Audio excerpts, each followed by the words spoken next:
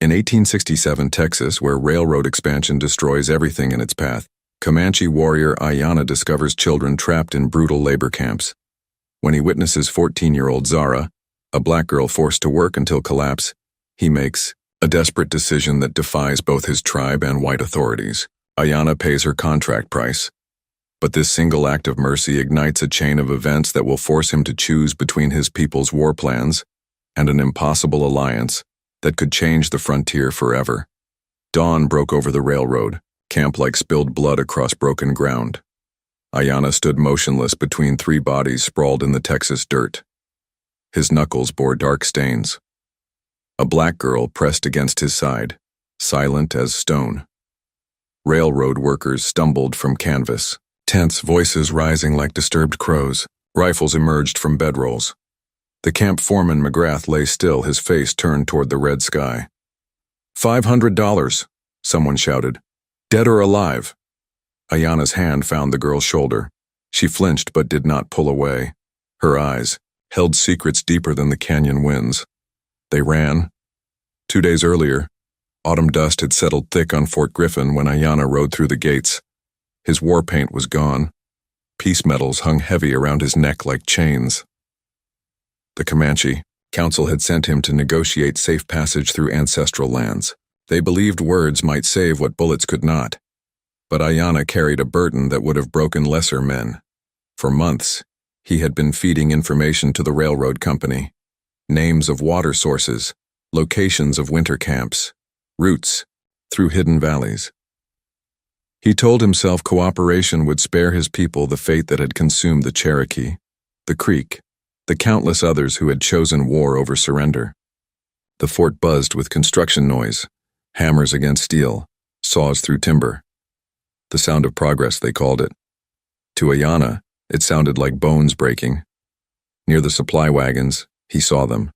Children lined up like cattle at auction. Their faces carried the hollow look of those who had learned not to hope. Most were freed slaves, others orphans swept up by promises of work and wages.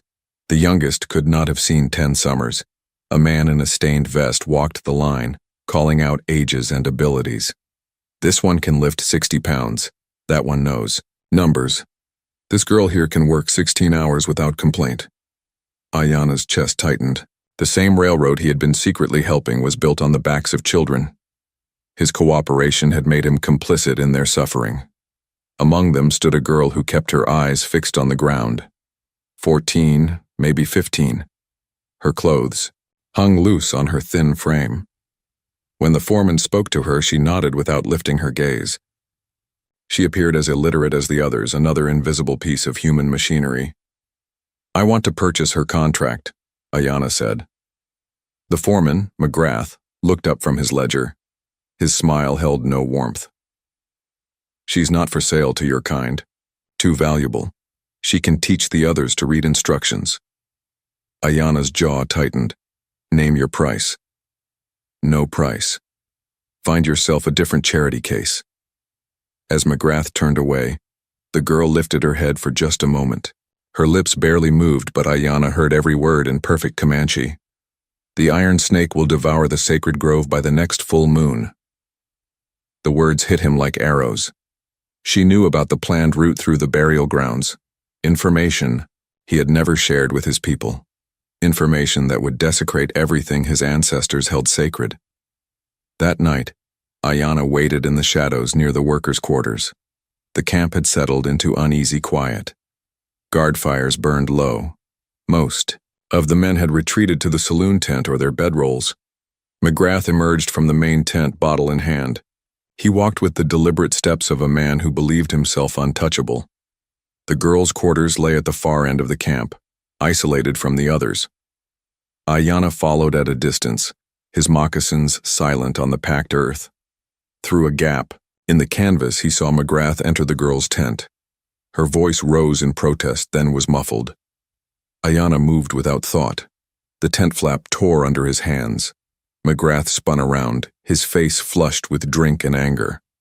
The girl cowered in the corner, her shirt torn at the shoulder. "Get out!" McGrath snarled. "This is none of your concern. Let her go." "Like hell I will. She belongs to the company.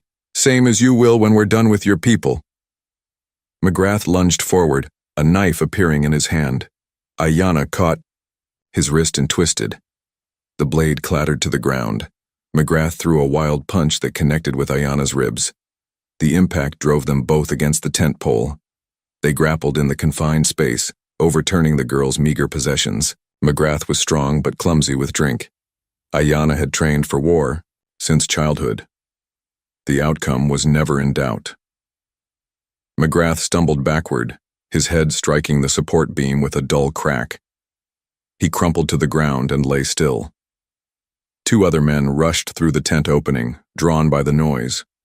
They saw McGrath's motionless form and reached for their weapons. Ayanna moved like lightning, striking pressure points his grandfather had taught him. Both men collapsed unconscious. The girl stared at the three bodies, her eyes wide with shock. Blood trickled from McGrath's scalp where he had struck the beam. His chest rose and fell with shallow breaths. "Are they dead?" she whispered. "No, but they will wake angry." She gathered her few belongings with practiced efficiency. No tears, no hysteria. Just the calm movements of someone who had learned to adapt quickly to changing circumstances. "We have to go," she said. Ayanna nodded. They slipped from the tent into the pre-dawn darkness.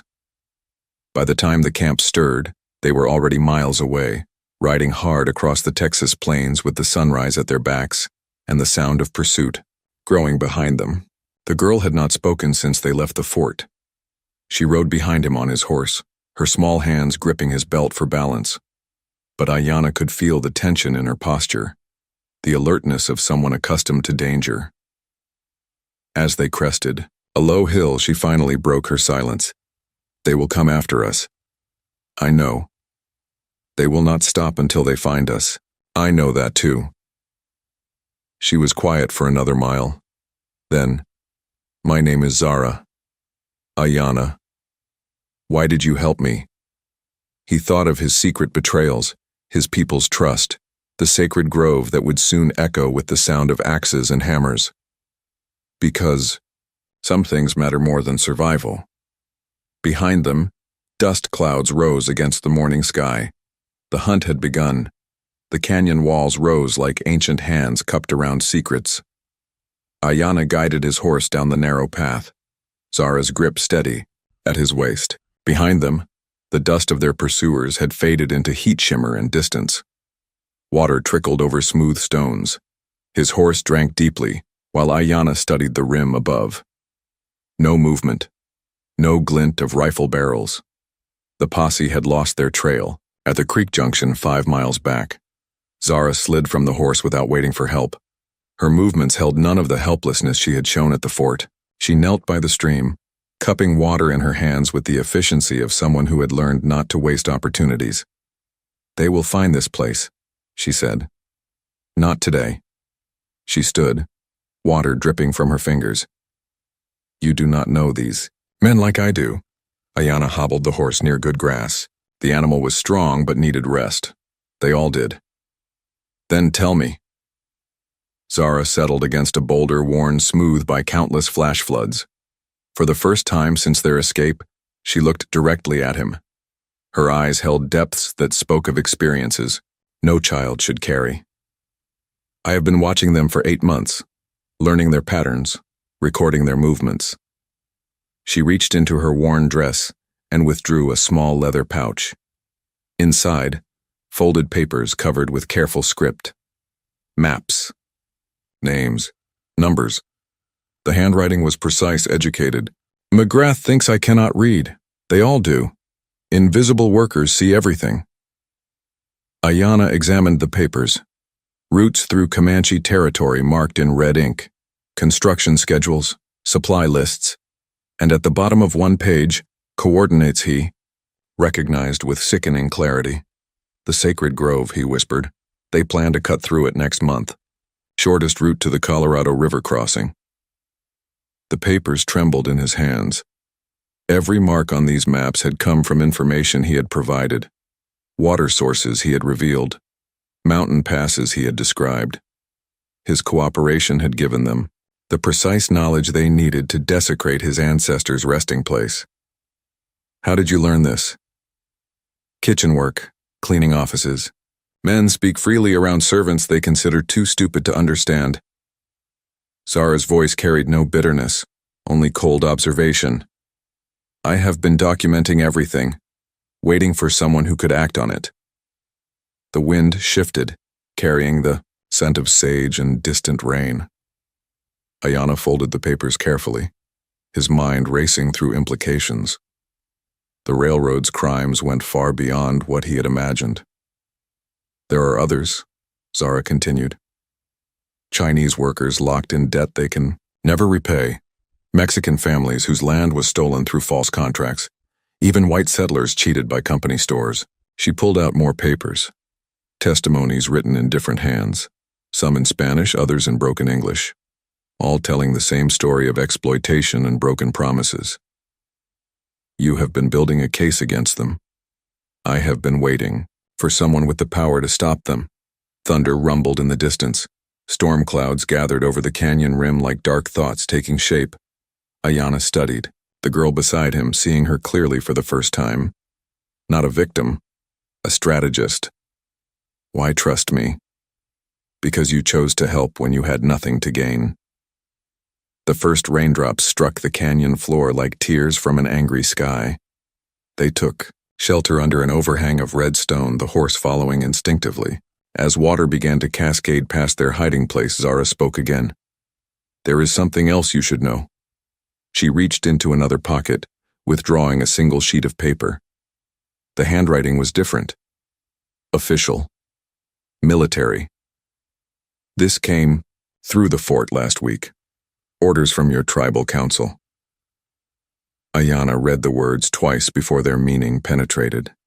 His hands went numb. The paper fluttered to the stone floor. They know, he whispered. About your cooperation with the railroad. Yes. The betrayal hit him like physical pain. His own people had been using him as an unwitting double agent. The peace negotiations were theater. While he fed information to the whites, Red Cloud had been preparing for war. How long have they known? Since the beginning. They have been feeding you false information to pass along, phantom camps, empty valleys. They wanted the railroad to waste time and resources. Rain hammered the canyon now, turning dry washes into torrents. The sound echoed off stone walls like the voices of angry spirits. Ayana sat in stunned silence, pieces of a larger puzzle falling into place. The attack is planned for the new moon, Zara said quietly. 3 days from now, your war party will strike the main construction camp at dawn. To protect the sacred grove. To kill everyone there, including 200 child workers who have no choice in where they labor. The weight of it crushed down on him like falling stone. His people's justified anger would destroy innocence. The railroad's crimes would continue. And he stood at the center of it all, trusted by no one, responsible to everyone. What do you want from me? Zara gathered her papers, folding them with practiced care. I want to stop them all. The railroad, the war, the endless cycle of people destroying each other while the powerful profit from their suffering. Lightning illuminated the canyon in stark relief. For a moment, the red walls looked like fresh blood against white bone. When darkness returned, Ayana could still see the afterimage burned behind his eyes. That is impossible. Is it? She moved closer, her voice barely audible above the storm. What if there was a third way? What if we could expose the railroad's crimes while preventing a massacre? What if we could turn the evidence I have gathered into something that protects everyone? The authorities are corrupt. The marshals are bought. The territorial government serves railroad interests. Not all of them. There are federal investigators in Austin, men who answer to Washington, not local interests. The storm was passing, leaving behind the clean scent of washed stone and new possibilities. Ayana looked at the papers scattered around them. Evidence of crimes, proof of exploitation, documentation that could change everything if placed in the right hands. 3 days. 3 days to reach Austin, 3 days to prevent a war, 3 days to save children who never asked to be caught between your people's anger and white men's greed. Ayanna stood, water dripping from his hair. The horse whickered softly, ready to move again. Outside their shelter, the canyon floor steamed in the returning sunlight. If we do this, we become enemies to everyone. Your evidence implicates me as well. I know. My people will call me traitor. The whites will hunt us regardless. I know that too. He offered his hand to help her stand. She took it without hesitation, her fingers small but strong in his grasp. Why are you willing to risk everything? Zara looked up at him, her young face holding wisdom earned through suffering. Because some things matter more than survival. The words echoed his own from the day before. A promise made. A choice that would define them both. They mounted the horse and rode deeper into the canyon, toward Austin and an impossible hope. Behind them, their pursuers had given up the chase. Ahead lay dangers they could not yet imagine. But for the first time since this began, they rode toward something instead of away from it. The Mexican vaquero emerged from the mesquite thicket, like a ghost made flesh. His hand rested easy on his pistol grip, eyes measuring the strange pair before him. Ayanna and Zara sat their horse without moving, letting him study them in the fading light. You are far from any road, the vaquero said. Roads lead to the wrong places, Ayanna replied. The man's weathered face cracked into something that might have been a smile. My name is Carlos. My family's land ends at that ridge. He gestured toward distant hills. Or it did, before the railroad took it with papers we could not read. Zara slipped down from the horse, her movements careful but confident. You are not the first to lose everything to false contracts. Carlos studied her with new interest.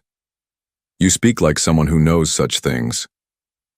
She withdrew her leather pouch, fingers finding the testimonies she had collected.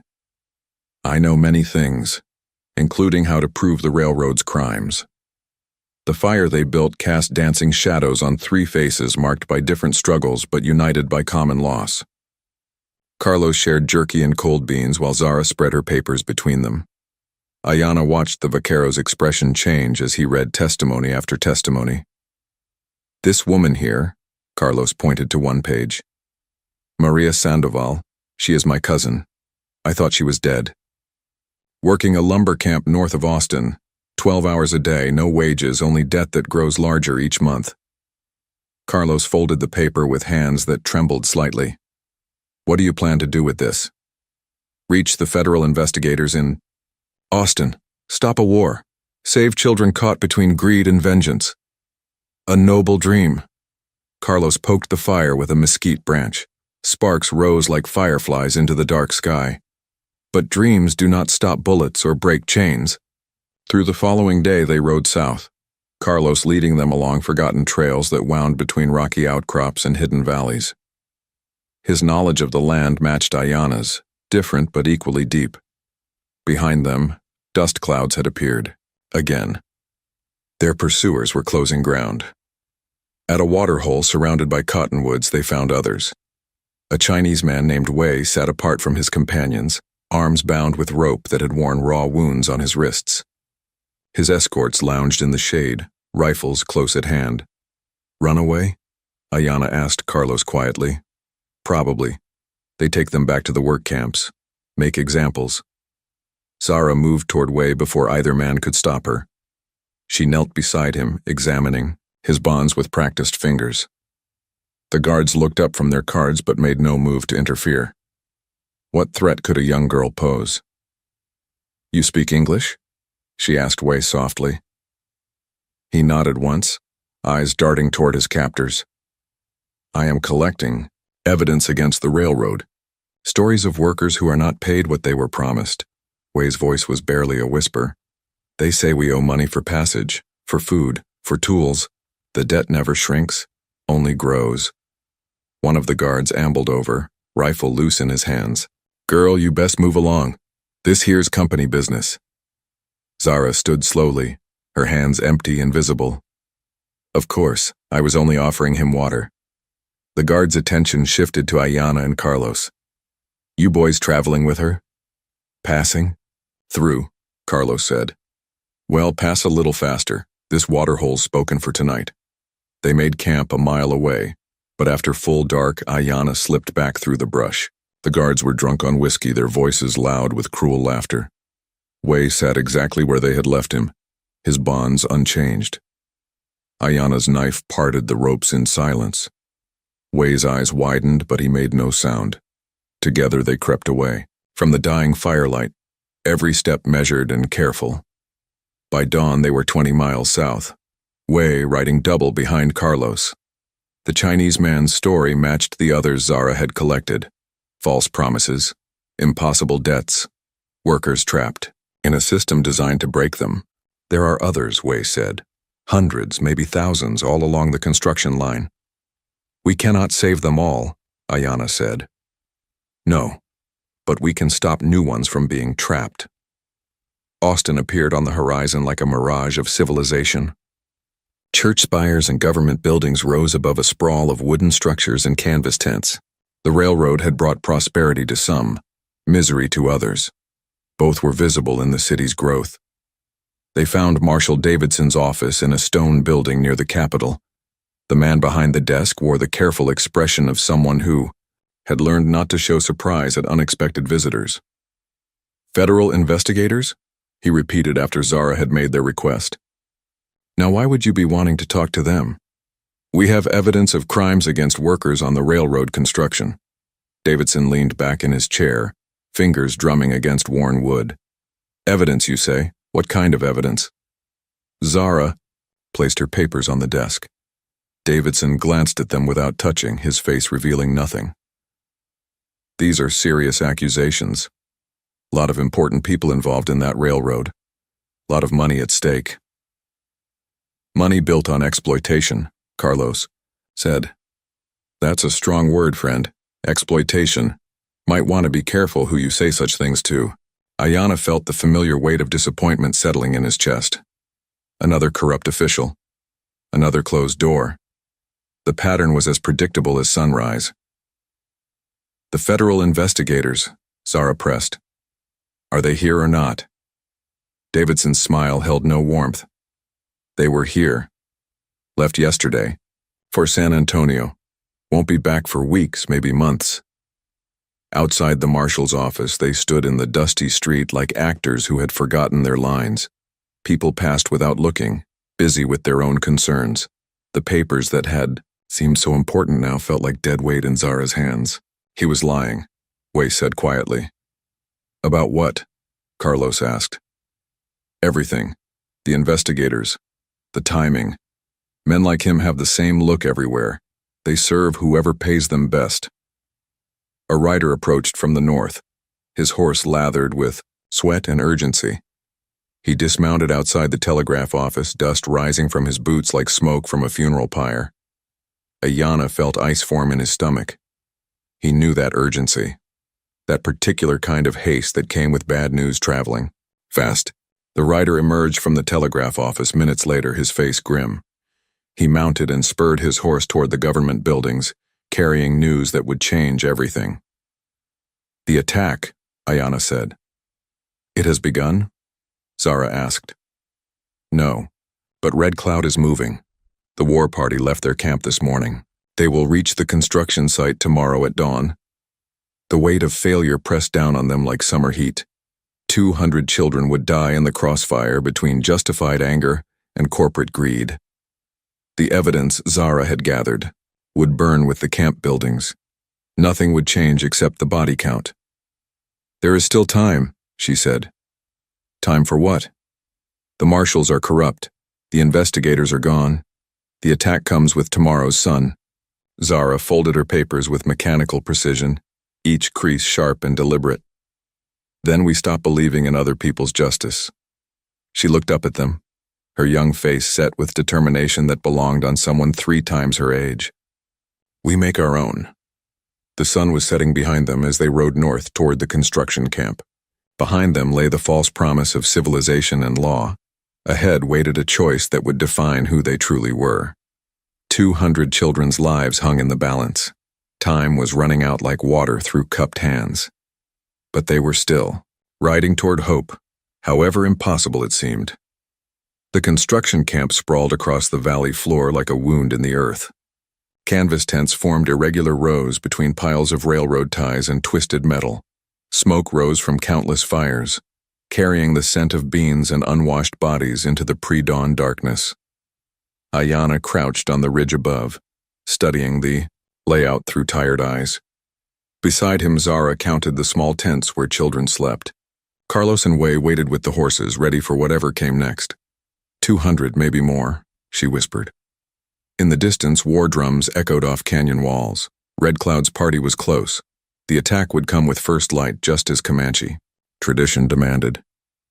The children's quarters are on the east side, Ayanna said, farthest from the equipment yards, also farthest from the escape routes. They had argued through the night about what to do. Wake the camp and warn everyone, saving lives but ensuring the sacred grove's destruction. Let the attack proceed, protecting Comanche land but sacrificing innocents. Or attempt something that had never been tried before. Split up? Carlos asked, reading their silence. Ayanna nodded. The plan was simple in concept, impossible in execution. Zara would evacuate the children while he intercepted Red Cloud's war party. Both would become traitors to save lives that might not deserve saving. If this fails, Wei said quietly, we all die. We die anyway, Zara replied. At least this way it means something. She handed her leather pouch to Carlos. Get these papers to honest authorities. Someone, somewhere, who still believes justice matters more than profit. And if no such person exists, then you find a way to make them exist. The eastern sky showed the first pale hint of dawn. Time was dissolving like sugar in rain. They had minutes, not hours. Ayanna embraced each of them briefly, the kind of farewell warriors gave before battles they might not survive. Zara's small frame seemed to carry the weight of every injustice she had witnessed. Ready? He asked. No, but that has never stopped us before. They descended the ridge on opposite sides, shadows moving through shadows toward impossible choices. Zara slipped between the tents like smoke given form. The children slept the deep sleep of exhaustion, their small bodies pressed together for warmth against the desert cold. She touched shoulders gently, whispering urgency into drowsy ears. Fire drill, everyone up, quickly now. They responded with the practiced obedience of those who had learned not to question sudden changes. Within minutes, 200 children stood in ragged lines, waiting for instruction. We are going for a walk, Zara announced. Away from the camp. Stay together, stay quiet. She led them east toward the dry wash that would hide their movement. Behind them, the adult workers began to stir. Voices called out in confusion. Someone rang the morning bell early. The children followed without complaint, their bare feet silent on rocky ground. They had learned not to ask questions about adult decisions. Survival depended on compliance. Miles to the north, Ayanna found Red Cloud's war party exactly where he expected. 50 warriors painted for battle, horses dancing with anticipation. His chief sat apart from the others, studying the lightening sky with eyes that held the accumulated grief of a dying people. You should not be here, Red Cloud said without turning. Neither should you. This is where honor demands I be. Ayanna dismounted and walked to his chief's side. The old man's face was painted with symbols of mourning and vengeance, white clay for the bones of ancestors, red ochre for blood that would be spilled. The camp is full of children. I know. Innocents who never chose to be part of this. As our children never chose to starve while their sacred places are destroyed. The logic was unassailable. The railroad had taken everything from the Comanche people, food sources, hunting grounds, burial sites, hope itself. Justice demanded payment in blood. But justice and wisdom were not always the same thing. There is another way, Ayanna said. Red Cloud finally looked at him. You speak of surrender, disguised as compromise. I speak of victory that does not require us to become what we hate most. The war party stirred restlessly behind them. Warriors who had prepared their souls for death would not be easily turned from their purpose. But Red Cloud was more than a war chief. He was a keeper of traditions that stretched back generations. What do you propose? Ayana pointed toward the construction camp, now fully awake with alarm bells and shouting voices. We destroy the equipment, burn the supplies, drive off the workers, but we let the children live and accomplish nothing. They will rebuild within weeks. Not if the world knows what they built the first time. Not if their crimes are exposed to people who still believe in justice. Red Cloud considered this in silence. Below them, the camp was emptying as workers fled toward Austin in safety. The attack would face no resistance now, only empty tents and abandoned machinery. You have already warned them. A girl named Zara warned them. She carries evidence of railroad crimes, testimony from hundreds of workers, proof that will destroy them more completely than our arrows ever could. The sun crested the eastern mountains, painting the desert in shades of gold and crimson. War paint gleamed on painted faces, horses stamped and snorted, eager for action.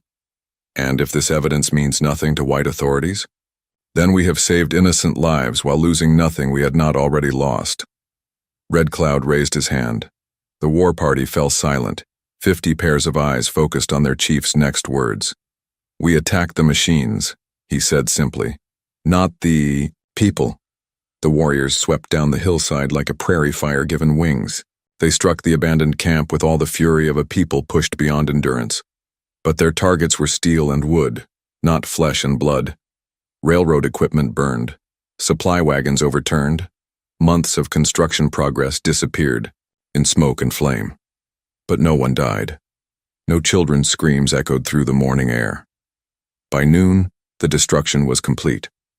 The war party melted back into the desert, leaving behind twisted metal and ash where the railroad's ambitions had stood. 6 months later, Ayana stood before a small school building constructed on land that belonged to no government.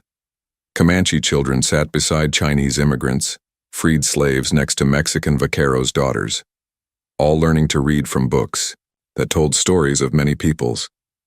Zara emerged from the building, her arms full of papers covered with careful handwriting. More testimonies, more evidence, more proof that justice could be more than a word spoken by those who had never needed it. The railroad investigation concluded last week, she said. 17 officials indicted, 200 children freed. Construction halted indefinitely. And the sacred grove? Protected by federal order. The investigators were very interested in documentation of burial site desecration. They walked together toward the small garden where children from a dozen backgrounds tended plants with equal care. The earth here was neither Comanche nor white nor Mexican. It belonged to those who worked it with honest hands. Was it worth it? Ayana asked. Before Zara could answer, a dust cloud appeared on the horizon. Another railroad survey team, all ready, scouting alternative routes through other tribal lands. The cycle was beginning again in a different place. Zara took his hand, her fingers small but strong in his grasp. Around them, children's laughter, mixed with the sound of wind through growing corn. Ready to do it all over again? He squeezed back and they both began to smile. And that is all to the story for now. Please let me know where you are tuning in from. Perhaps we will create a story there. Consider liking this video and subscribing to our channel, and if you enjoy our content, click this video on your screen. I promise you, it's worth watching. See you tomorrow.